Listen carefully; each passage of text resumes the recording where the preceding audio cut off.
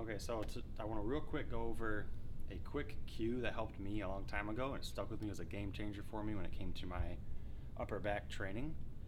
It's kind of a mix between a mental cue and a physical cue, but there's an issue with rows and pull downs where people always seem to feel their arms burn out before they feel their back burn out, there's a reason.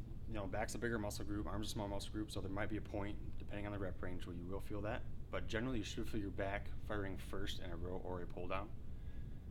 Now, the issue that I find a lot with clients is that obviously the dominant fingers are going to be your middle and your pointer, and then the thumb, and they focus on that when they're squeezing the bar to pull. Where the cue that was a game changer for me is simply pull through the pinky. So you want to think about these two fingers, your ring and your pinky, because what's going to happen is instead of these fingers activating first and kind of setting up your brachialis, your bicep to fire first in the movement, you're going to take it down here, so kind of the whole workload comes to pushing down into your pinky, and it's going to kind of trickle down into your lat, which you want to fire first in both a row or a pull down.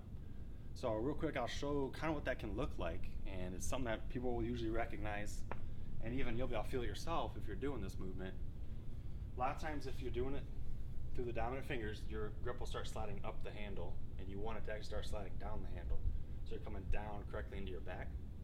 So I'll kind of demonstrate what it can look like if you're focusing mostly on your pointer and your middle finger and your thumb.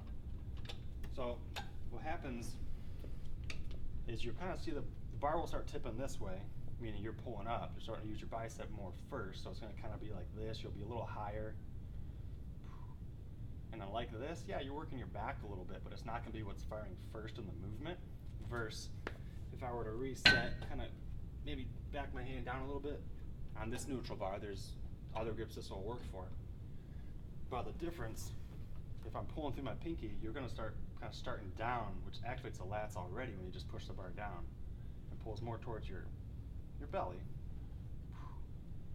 And this is actually going to get it almost completely out of the bicep unless that forearm starts to break horizontal and come up high. So by taking it out of the dominant fingers, you are actually taking it out of your bicep, brachialis, and getting the muscles that you want to fire first to fire, which is your lats, back, rhomboids.